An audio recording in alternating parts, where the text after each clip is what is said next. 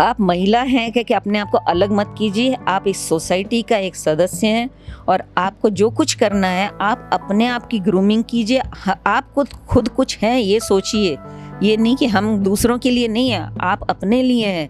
पहले आप अपने लिए फिर आप दूसरों के लिए। तो इसलिए आप अपने आप को ग्रूम कीजिए, आपकी इच्छाएं क्या हैं उसको देखिए और जो भी आपके सामने चैलेंजेस आते हैं उन चैलेंजेस को एक्सेप्ट कीजिए। उसके लिए आप अपनी एज, आपका स्टेटस, ये सब कुछ ना देखें और आगे आप बढ़ती जाएंगी और आपको खुद को देखिए कितना सेटिस्फेक्शन होगा और खुद को अपने आप को बहुत अच्छा लगेगा और आप उसमें एंजॉय करेंगी।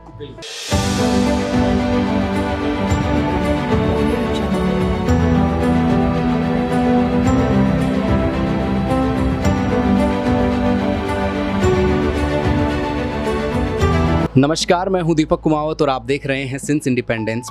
और आज हमारे साथ खास बातचीत में हमारे साथ में हैं रश्मि शर्मा जी, जो पैराट्रूपिंग, फ्लिंग और देखा जाए तो बहुत सारी ऐसी चीज़ें यानी कि जो एक महिला के अंदर देखने को मिलती हैं वो हमारे साथ में हैं। ये अवसर है हमारा जो उनसे बातचीत करने के लिए हमें मौका मिला, जिन्होंने हमें इनवाइट किया, हमने बात करने का मौका मिला उनसे और बहुत सारी चीज़ें एक महिला के अंदर देखने को मिली। जो एक हैं जो कहते हैं कि बैंक के अंदर कर्मचारी भी रहे, जिनके अंदर गायकी भी है वो रही, शूटिंग भी रही, बहुत सारी चीज़ें, तैराकी भी रही। तो उनसे आज हमारे साथ बातचीत करने का अवसर मिला, उनसे बातचीत करने के लिए हम पधारे हैं। सबसे पहले महिला दिवस की आपको हार्दिक शुभकामनाएं। आपको भी हार्दिक शुभकामनाएं, बहुत बहुत धन्यवाद। क्या कहना चाहेंगी महिला दिवस के इस पावन अवसर पर आप? महिला दिवस अपने आप में मनाने की ज़रूरत क्यों है मुझे समझ में नहीं आता कि हर दिवस ही महिला दिवस है।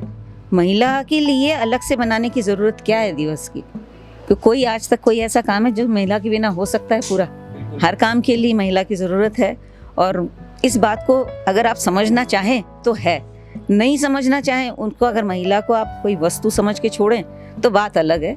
पर अगर असलियत में देखा जाए, जब भी पूरे ग्लोबल इसके अंदर कोई भी परेशानी आती है, कोई भी मुसीबत आती है, जबकि किसी मेल से उनसे नहीं वो काम पूरा हो पाता, कोई महिला ही आगे आके उस काम को अपने हाथ में लेती है और काम वो पूरा हो गया है। एक तरीके से देखा जाए तो महिला दिवस है वो एक दिन का मोहताज नहीं है। बिल्कुल नहीं है, मैं इस बात के हर दिन महिला का दिवस है और आज की तारीख में तो महिला और पुरुष ऐसा कोई काम बटा हुआ नहीं रह गया है कि ये महिलाओं का काम है या ये पुरुषों का काम है। हर वो पुरुषों का काम है जिसके अंदर की पुरुषों के लिए ही माना गया है, उसमें महिलाएं आ रही हैं, और हर वो काम जिसमें पुरुषों का ही माना गया है उसमें महिला आ रही है, जिसमें महिलाएं मानी गई उसमें पुरुष आ रहे हैं। पहले का समय था कि बिल्कुल दो अलग अलग बटे हुए थे कि महिलाओं के लिए अलग, ये पुरुषों के लिए अलग। और क्योंकि ये मेल डोमिनेटिंग सोसाइटी है अपनी, इस वजह से वो अपने डोमिनेटेशन करते हैं, पर उस डोमिनेटिंग होने से कोई फ़ायदा नहीं है। एक्चुअल में देखा जाए तो एडमिनिस्ट्रेशन में भी देखा जाए तो जितनी तरीके से महिलाएं जिस तरह से हैंडल करती हैं किसी भी प्रॉब्लम को, मेल्स उतनी अच्छी तरह से हैंडल नहीं कर पाते हैं। ये मेरा खुद का अनुभव है कि हम लोग अपने ऑफिस में भी काम करते थे, जब तक जिस ब्रांच में भी मैं ब्रांच मैनेजर रही, कोई किसी भी साल में कभी भी कोई कंप्लेंट नहीं है। नो कंप्लेंट अवार्ड हर बार हम लोगों ने जीता है उस चीज़ के लिए।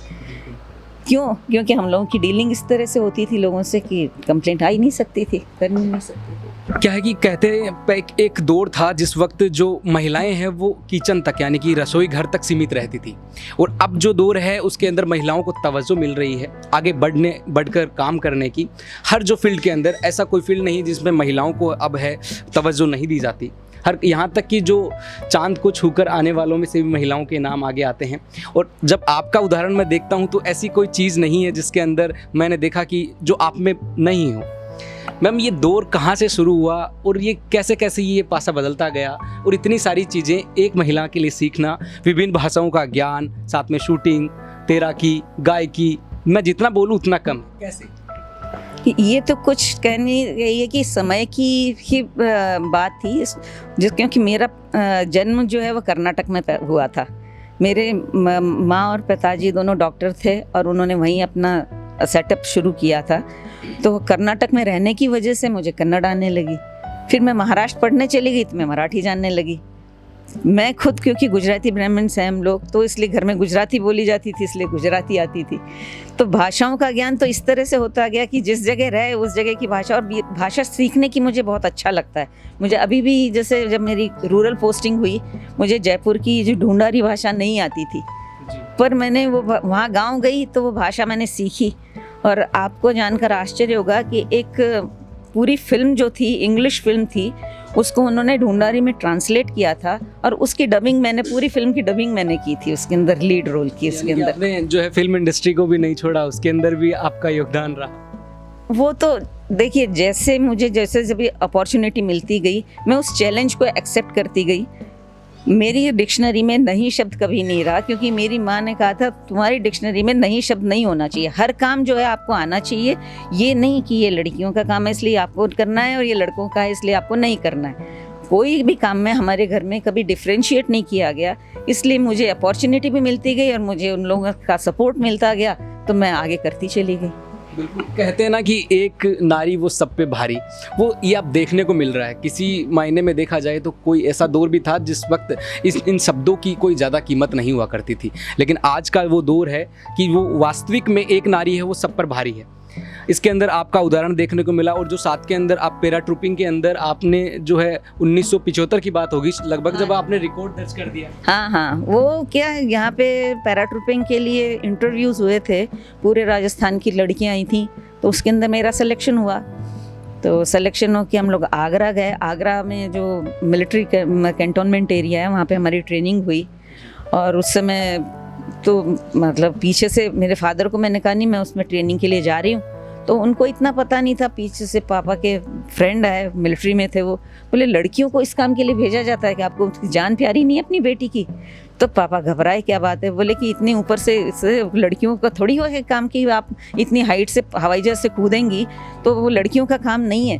तो पर मैं चली गई थी पापा को, फिर मैंने वहाँ से कहा, मैंने कहा पापा ऐसा कुछ नहीं है, बहुत आराम का है, मैंने सब किया है। और वहाँ एक 32 फीट हाइट से जंप कराते थे, करेज टेस्ट होता था, वो विदाउट पैराशूट जंप कराते थे। वो क्लियर होने के बाद में ही प्लेन में जंप करने के लिए भेजते थे। तकरीबन तो क्या ऊंचाई रहती थी उसकी?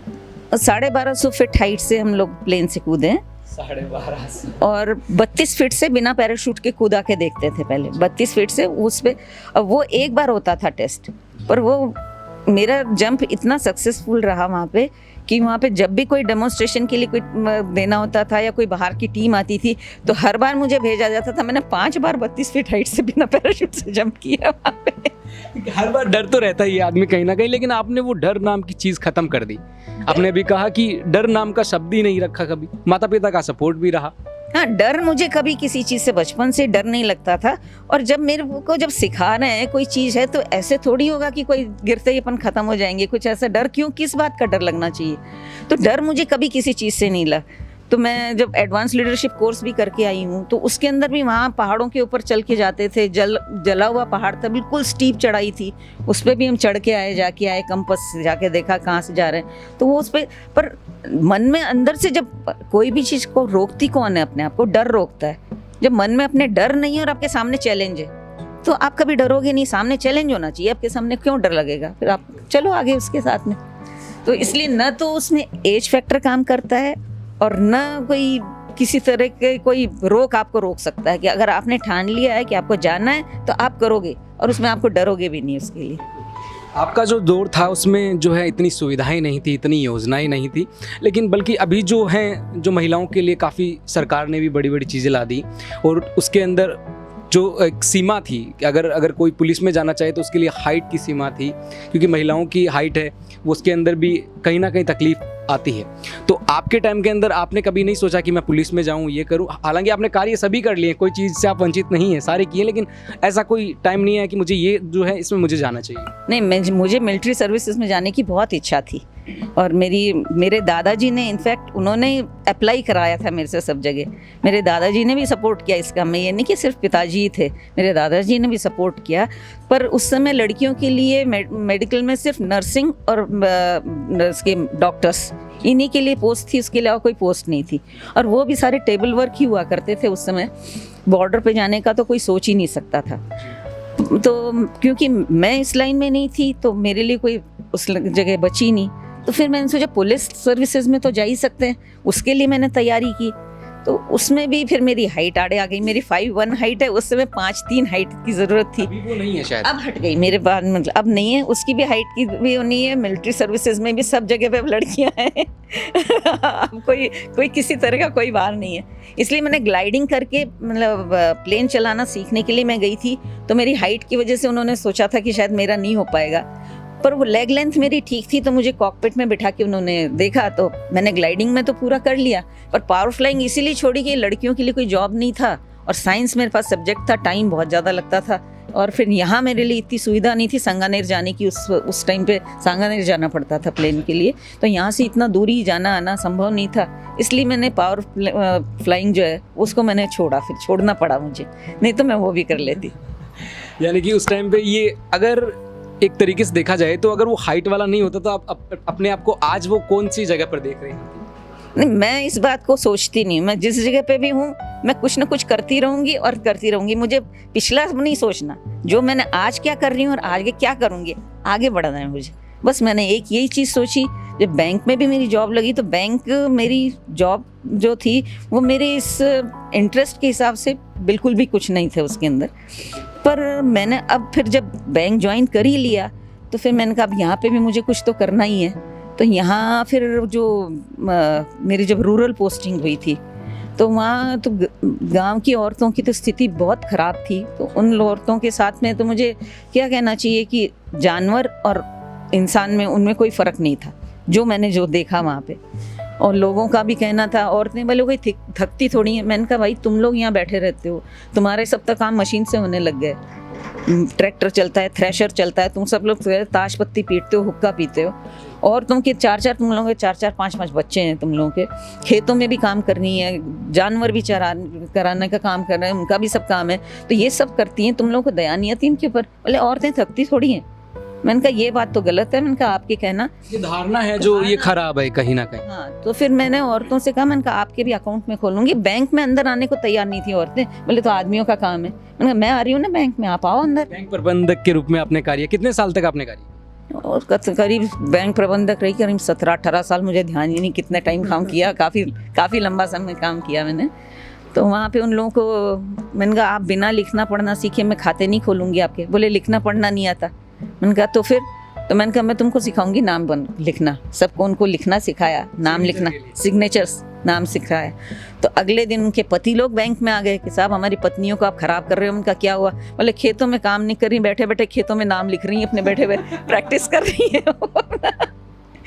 फिर कह रही हूँ बैंक में मैंने उनके खाते खोले।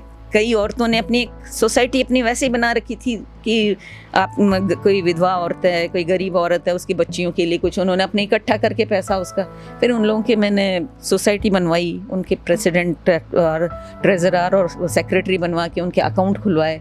और उसके बाद मैंने कहा लीगली आप ये करो, इसकी एफडी बनवाओ, इसका जो इंटरेस्ट आता है वो आप काम में लो, इंटरेस्ट से फिर बाद में आप लोगों को दो, तो आपका पैसा जो वैसे ही बना रहेगा और आपको होता जाएगा। फिर जब समूह के इसके अंदर लोन वगैरह होते रहेंगे तो आपको अपने आप उस वजह से लोन मिल जाएगा, आप बढ़ जाओगे आगे। बिल्कुल। फिर यानी कि सबके खाते आपने खोल दिए। हाँ। बहुत से लोगों का भविष्य है वो ठीक कर दिया। लेकिन देखिए जो एक चुभने वाली बात है जो मुझे अभी लगी कि जो महिलाओं के लिए कहा जाता है कि थकती नहीं है, काम करती रहती है, कि वास्तविकता ये होती है कि उनको कोई पूछने वाला नहीं होता कि आप सच में थकी हुई हैं, कि आप कार्य करने के लिए योग्य हैं कि नहीं हैं। इस मामले में कुछ गलती मैं औरतों की भी मानूंगी। औरतों ने कभी अपनी तरफ ध्यान दिया ही नहीं, खुद की तरफ ध्यान नहीं। सबके लिए करना है, सबके लिए करना है। भाई आप खुद भी तो कुछ हो, आप अपने लिए भी तो सोचो कि हम क्या करना है, हम क्या चाहते हैं। जब तक कोई भी औरत ये नहीं सोचेगी कि मुझे क्या करना है, मैं क्या चाहती हूँ, इसकी बात, तब तक कोई उनको पूछेगा नहीं। आपको अपनी जगह बनाने के लिए आपको खुद को उसको करना पड़ेगा, उसको मेहनत करनी पड़ेगी, आपको खुद को चैलेंज लेके आगे निकलना पड़ेगा, तब होगा।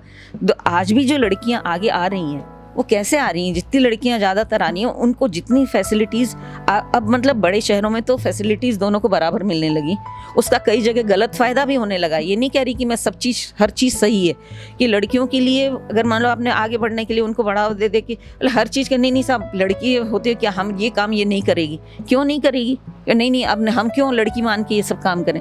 नहीं, लड़कियां हैं तो इसलिए वो काम भी आपको करना है, दूसरे काम भी करना है, आपको प्रूव करना है अपने आप को। तो और जो लड़कियां जो जिनको फैसिलिटी नहीं मिल रही वो किस तरह से झगड़ के आगे आके फैसिलिटीज़ लेके अपने आप को प्रूव कर रही हैं, वो बड़ी बात मानती हूँ। और जो चीज़ जो गलत हो रही है वो ये है कि नहीं साहब ये लड़की है तो इसलिए रसोई में नहीं जाएगी, क्योंकि हम नहीं चाहते, हमने अपनी लड़की को इस तरह तैयार नहीं किया।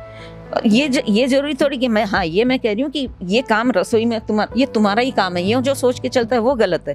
पर आप दोनों बराबर पहिए हो, आप दोनों जब एक साथ घर को आप चला रहे हो तो दोनों जब बराबर पहिए रहेंगे तभी तो घर बराबर चलेगा। अलग अलग आप करोगे कि नहीं साहब ये मेरा नहीं, इसको ये भी सब इसको करना, ये भी सब इसको करना, पहले ज़माने में था। आजकल शहरों में कुछ कम होने लगा है, पर फिर भी मेंटेलिटी अभी बहुत कुछ ऐसी है। तो औरतों को खुद, औरतें ही औरतों की दुश्मन है एक तरह से कहा जाए तो, कि बोले कि नहीं मेरे साथ ऐसा हुआ था तो मैं अपने साथ आने वाली जो बहू आएगी मैं उसके साथ ऐसे राज करना चाहूँगी, क्योंकि वो चीज़ गलत है और वो चीज़ नहीं होनी चाहिए।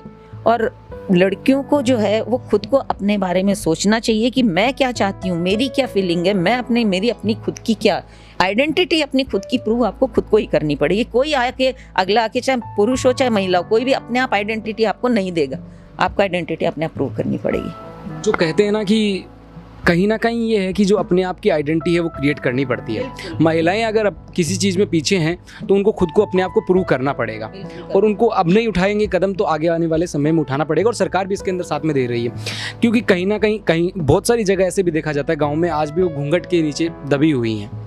जो घूंघट है वो रखना पड़ता है। और जो अगर कुछ महिलाएं हैं जो विधवा हो गई हैं, वो यानी कि उनका कोई चेहरा ही नहीं दे सकता, ऐसी प्रथा भी कभी किस टाइम पे चलती आ रही थी। नहीं, वो तो प्रथाएं कई थी, वो तो टूटने लग गई हैं, कड़ियाँ कई तो टूटने लगी हैं। अब गांव में भी सरपंच बनने लग गई हैं औरतें, सब करने लगी हैं, होने लगा धीरे धीरे, पर चेंज बहुत धीरे है। पर ये सब चीज़ के लिए खुद को, औरतों को खुद को ही आगे आना पड़ेगा। कोई उनका उसके लिए नहीं आएगा कि आप ये करो। और ये जो सरकार कर रही है बहुत कुछ दिखावा भी है, उसके अंदर शो जितना है, जितना एक्चुअल नहीं है उससे ज़्यादा शो है वो, कि हाँ पर चलो कुछ तो शुरुआत हुई, कुछ ना कुछ होगा, शुरुआत ही सही, जैसे भी चाहे दिखावा हो, पर उससे आगे तो बढ़ेगा ही ना।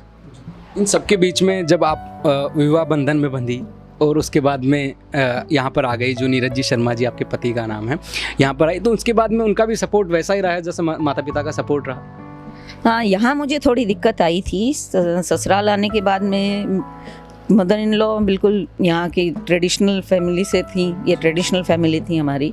तो मेरे पति का तो मुझे सपोर्ट रहा, पर हर जगह पे तो उतना वो नहीं कर सकते थे ना, तो उसकी वजह से मेरी एक्टिविटीज़ सारी बंद हो गई। वो एक्टिविटीज़ जो मैं करती थी सब करती थी, क्योंकि खैर जो काम ये मैंने किए हैं, राइफल शूटिंग, हॉर्स राइडिंग और ये सब तो संभव था नहीं, क्योंकि ये शहर में आ गए थे। मैंने वनस्थली से स्कूलिंग की थी अपनी, तो वनस्थली में मैंने हॉर्स राइडिंग सीखी थी।